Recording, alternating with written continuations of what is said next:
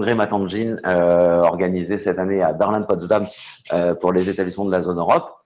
Nous sommes heureux de vous accueillir au sein de cette superbe université de Potsdam.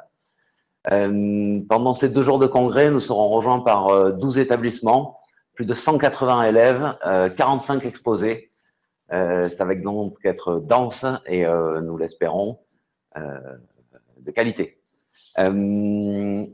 Pour commencer cette journée à Potsdam, nous allons accueillir professeur Matthias Keller, qui est le directeur du laboratoire de mathématiques de l'Université de Potsdam, et qui va nous parler un petit peu de son université et qui ensuite nous fera un exposé sur les graphes.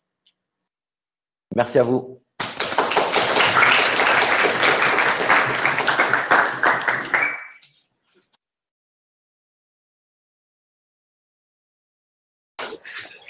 Anyway, let me extend my welcome to you to the University of Potsdam, and I apologize that I don't give neither my welcome nor my presentation in French. They tried very hard in school to teach me French. It was only partially successful. So that's why I stick to English. And Professor Lee asked me as the head of the institute to officially welcome you to Potsdam. So that's what I want to do. And I have to say, I'm really glad that we have these programs where we invite young people, students, to do math with us. And I'm very grateful for this program, MATH.en.JEANS. Although when I thought about the name and I looked around at the institute, I saw quite a lot of old people wearing jeans. So, and if this program continues sort of as successful as it did over the next few years, and I look at my kids, maybe it should be called math in sweatpants or math en pantalon de survêtement. Is this correct? So, in any case, in Potsdam, we have this very beautiful campus here to show off and to do fancy conferences, and we have this campus in Gorm where we do math. And at the institute there, we have various professors working in all different areas, like in probability, in data science, in numerical mathematics, in geometry, analysis, mathematical physics, and much more than talking about politics and giving you warm welcomes, I want to talk about math. And that's what I want to do today, and talk to you a bit about something on the intersection of geometry, topology, and graph theory. And you see these 3 gentlemen up there, Descartes, Euler, and Poincaré. And from a French perspective, you would probably say all 3 of them are French, although in Germany we have some claim to Euler as well. So I want to talk to you about something they, so that was a mistake, sorry. I wanted to get this out of the way. Is this back on? Yeah, okay. Right, sorry. To start off, I show you these objects and I ask you to divide them into 2 groups. How would you divide these objects into 2 groups? There's not one right answer, but one I want to hear. So just shoot. How could you divide them into 2 groups? Yeah, please. Those who have holes in it, and those who haven't. Would you want to say the same, or? No, I was going to say those that only have one side and one that does that have multiple. Well, that's also true. Yeah. Any more?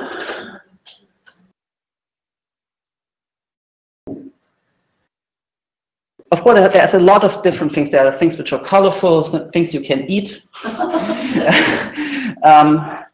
things that are useful, and things which are just there to play with. But what I really wanted to, the answer I wanted to hear was about the number of holes. But it was coming in. I think that you should put Pardon?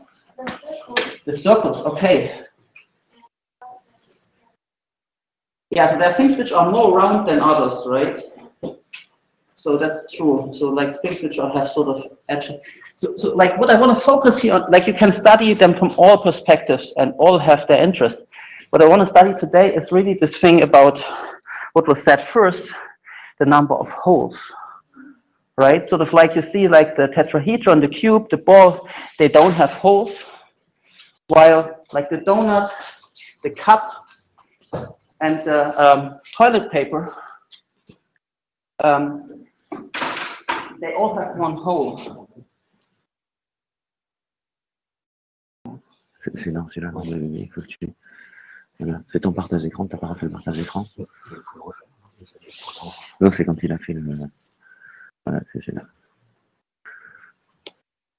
Can you move this here?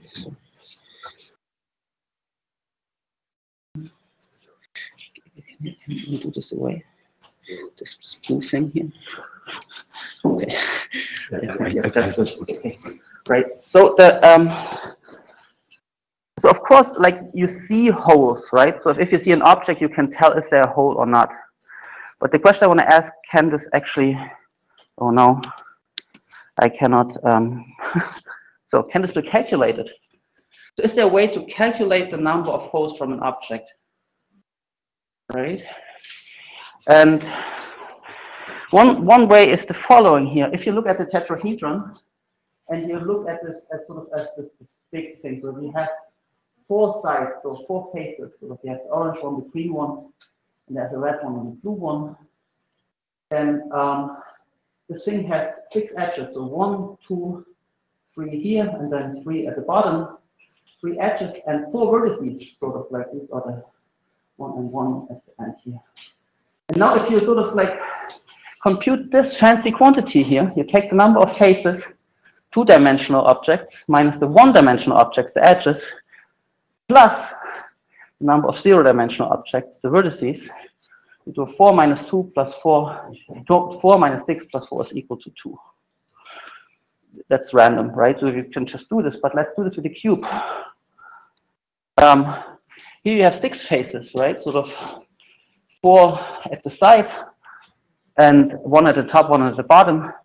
You have these 12 edges, right? Sort of like you have 4 around here, and then 4 at the top, 4 at the bottom, and 8 vertices. And if you do the same type of formula here, you have 6 minus 12 plus 8 equal to 2. It would be random. Let's do the soccer ball. That's a bit more complicated. So the soccer ball, it has these black and white faces, right? If you and these white ones, you see these are hexagons, and these black ones, they're pentagons. Right now, well, you just have to trust me that there are 32. So there are like 20 white faces and 12 black ones. Take a soccer ball for yourself and check if this is correct. But if this is correct, then you can compute the number of edges, because like these hexagons, they have 6 edges, right? So 20 times 6. And these pentagons, they have 5 edges. However, every edge is in 2 faces, right? Because they touch it out. So you add this up and divide it by 2. And the same thing is true for the vertices in this way, that you sort of have these hexagons have 6 vertices, these pentagons have 5, and each of these vertices sort of is in 3 faces. So you get sort of this 60. And now if you, well, you shouldn't compute this in public because there will be multiple results. But if you do this sort of like cautiously at home, then you will get it's also 2. Right? So you could ask this question: is this always the case if you have like 0 holes, that this f minus e plus v is equal to 2?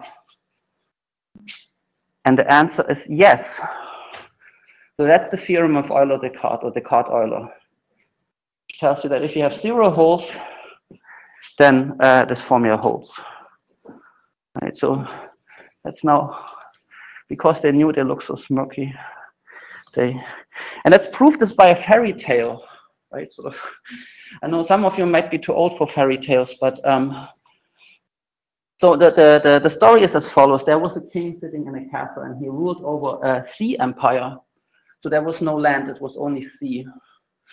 And sort of like he inhabited this land by sort of like building these towers and walls which connected the empire, right? So that's, so he had, and when he built this empire, he had these towers, sort of, right? That's the Svi, the castle is also one tower. Then he has these walls, these are the edges, right? And then are the seas, right? Which is the water in between. And here is sort of the question, so this is such an object that you're interested in. This is the number x, so this is the number of seas minus the number of walls plus the number of towers. So, and to see what this number x is, the story continues as follows. So one day, the mages appeared in front of the king and said there will be a big storm coming. And it will tear down all walls and all towers and everything which is in it. And the only way to keep everyone safe is to bring everyone back to the castle, hold out the storm, and then rebuild the empire. So that's what the king did. And we observe what happens to this quantity x here, right? When we sort of building back this empire. So the first thing is sort of here removed, sort of like you see this wall here, here. Remove, oh, it's wrong direction. Remove this wall. What happens? Sort of like we have one wall less. But at the same time, these two C's merge, right? So this F also turns to. So now, if you look at this new graph or this new thing, you have F minus 1 minus E minus 1, and this minus 1 and this minus 1, they just cancel. That's just the same as F minus E plus V, right? So what we have, like that's the original number. And now if we build it back, we change the number of edges, we change the number of faces, but we didn't change this number x, right? So that's something we can do without change. So in this sense, sort of this number is invariant by removing these edges. So and we continue, right? So we remove the next wall and remove the next wall. And each time we reduce the number of edges, reduce the number of faces, but the number x stays the same. And that's what the king did. As long as all like sort of cycles were removed. So now still everyone could get back, right? So if we had cut sort of this edge here before we cut this one, then these people would be lost, and we don't want that. So we just removed all the unnecessary walls, let's say. So now, since there are only the walls left which are there to connect the people, we observe this number x didn't change. It's the same one as we had before. Now we call back the people from the towers and say sort of evacuate the towers and remove the walls, right? So let's see which tower, this one, gone. So we have a wall which is gone and a tower which is gone. And what happens to the quantity here, right, for this new graph, here, you have this h minus 1, this v minus 1, but they cancel, so this number x stays the same. So that's what the king did until he had brought everyone back. So at the end, we are left with one tower and one big C. And here this x, which was, this is now, if we didn't change it on the way, it's 1 minus 0 plus 1, which is 2. So that's how you prove Euler and Descartes' theorem by fairy tale. Right, so it's sort of backwards. So if like you start with the simplest graph which you have, which satisfies this, and then building up more complicated things doesn't change x. So let's do this with a more complicated thing, and here I dare you not to. So it's like let's look at these. We have like these more complicated. If you look at these triangles here, right? Sort of as the tiling of this tetrahedron, then you have 36 of those, so 4 times 9, you have 54 edges and so on. And if you have a quiet moment, you will see this is correct. It gives you the 2. The same thing can be done with the cube, and I spare you the details. Right? So now what is the situation for the donut, the coffee pot, and the toilet paper? Can we do something similar? Like in contrast to the cube and the tetrahedron, we don't have sort of a tiling of them. So let's do this artificially, right? We sort of like draw two horizontal lines on the, so one in here and one out here, and two vertical circles here. That's how we tile the donut. So we have 4 faces, 1, 2, 3, 4. We have 8 edges, 1, 2, 3, 4, 5, 6, 7, 8. And we have 4 vertices, one behind here, 2, 3, 4. Right? And here, if we do this formula, then we get 4 minus 8 plus 4 is 0. Or if we unfold the donut, you might have seen this sort of, if you take this sheet of paper and you glue this one here, right, then you sort of get a band, and then you still glue this one here, that you get the donut. So here you see it more clearly that you actually have these 4 faces, these 8 edges, and these 4 vertices. And you only have 4 is because you have to glue some of them together. So some of them you see they are here multiple times. But again, you have this formula. And now let's look at the toilet paper. Right? We sort of like take these natural lines which we have from the edges, and then we add sort of 3 vertical lines here. And this gives us 12 faces, so 3 at the top, 3 at the bottom, 3 outside, and 3 inside. That's 12. Well, then there are 24 edges and 12 vertices. And again, if you sort of compute this, you end up with 0. And so you can ask, is this always the case? If you have one hole, that you always get 0. So as a mathematician, sort of like you now see, well, you did it for 1. It might be likely that you did it for 0 holes. You have this guess for 1 hole. So you might guess, so what if you have n holes? If it was always 0 for 1 hole, what would you expect for 2 holes to be, this number to be? Any guesses? Yes? Can it be a negative number? Maybe, yeah, there are negative numbers. Minus 2, right? And so how would you proceed for 3 holes? Always multiply with 2 or subtract 2.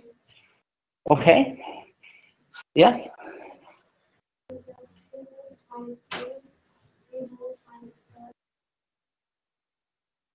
Right. So that would be a good guess, right? So to have this number, so right, we start with 2, and then we subtract 2 times the number of holes, right? So what does it mean for 0 holes? You have 2. For 1 hole, you have 0.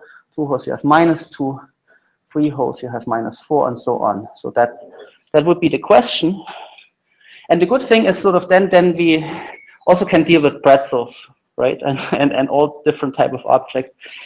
And the answer is yes. So that's the theorem of Descartes, Euler, and Poincaré. For an object with n holes, we have this formula, right? And so here is now Poincaré entering the club. And the way we prove this is by induction. And you might not have heard of this, so let's give you a hand-waving introduction. So I like to refer it as the domino principle, in a way of not playing dominoes like you use or like you're supposed to, but you set them sort of in a row, and then you sort of toss over the first one, and you want all of them to fall. Right? And sort of like once you set up your domino track, like how can you make sure every domino falls? Like one way is sort of you flip it and you wait, right? And that works usually very well if there are finitely many dominoes, you can wait it out. However, this n can be arbitrarily large. So if you have infinitely many dominoes, it's way too long to wait to see if everything actually falls. And there is this induction coming in. So an alternative way is to make sure that the first domino falls. If the first domino doesn't fall, nothing happens. But then you would make sure if the nth domino falls, that it stands close enough to the n plus first, so it doesn't toss over the next. right? Instead of waiting that every single domino falls, you just make sure that one domino flips over the next one. And then you can be sure that everything falls. Just have to make sure that there are no gaps in between where this is sort of interrupted. And that's much easier often than checking that everything falls. Just checking the first one and then say make sure that that everyone tosses over the next. And we want to apply this here. So what is our first domino? That's the case of 0 holes. Right? So that's the first case. So that would be this formula. Right? If we have 2 minus 2n, if 0 here would be this. We remember that we already did this. So what does it mean that that you toss over the next one? So if the nth domino falls, so does the n plus first. So if we have this statement for an object with n holes, then we should have, if we have another hole, then we should have this formula. So we have to show if this holds for any object with n holes, then for any object with n plus 1 holes, we have this formula. So let's do this. So the first domino, I already said we did this. That was the theorem of Euler-Descartes. That's the first step in the induction. So now we suppose that we have for all objects with n holes that we have this formula. Now we take an object with n plus 1 holes, and we have to make sure that this follows from our assumption. So, so let's take such a thing, right? So you have here n holes and the n plus first hole, which I sort of drew a bit bigger. And I tile this thing with sort of these pentagons. Here you have a square here. And as we did before, because we want to count the number of faces, number of edges, number of vertices. And that's any arbitrary tessellation of this thing. So this thing has n plus 1 holes. We don't know anything about this, but we know something about objects with n holes. So how do you remove a hole from an object? What could you do?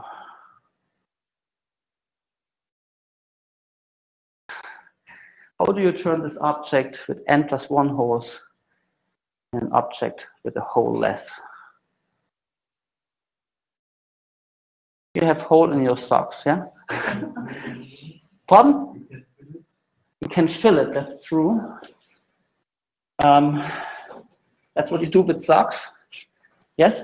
Ah.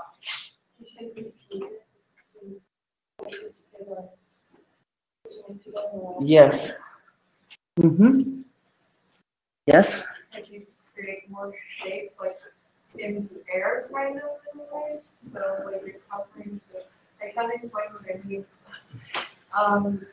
You're not technically filling it, but it's as if it was like a filled surface. You just draw on imaginary lines onto it.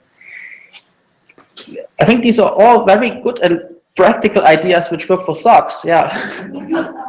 N minus 1. Pardon? N minus 1.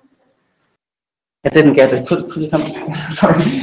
N minus 1. N minus 1 hole.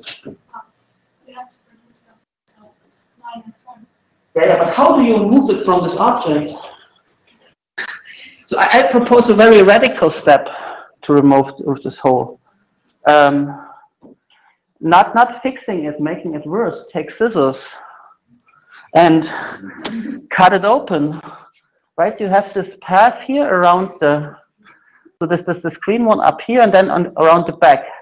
And I cut along this path, and then I bend it open.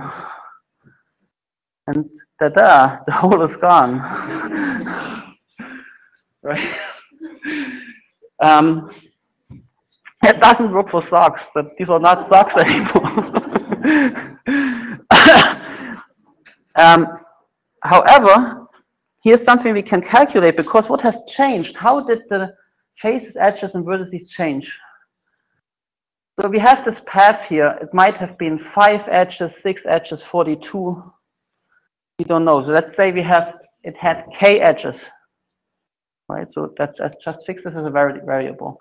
So what does the graph on this new thing look like? This path here and this one, it has been one before it was glued together. Now it appears twice in the graph. So there are k more vertices and also k more edges because all these edges are now in here twice.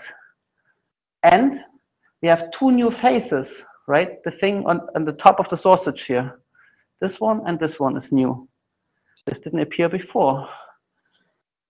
And so I denote this new graph, the vertices by V prime, by E prime, and F prime. And this thing now has n holes, so we know something about this.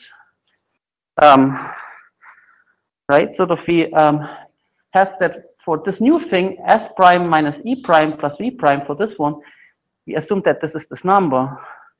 And now we can substitute the F prime, the E prime, and the V prime by these things up here, right? We do the +2 here, the E plus K, the V plus K, and we see this K that just cancels, comes with -1 with a +1. So all we are left with is this 2, right? And then, so let me just, so this is the formula we have.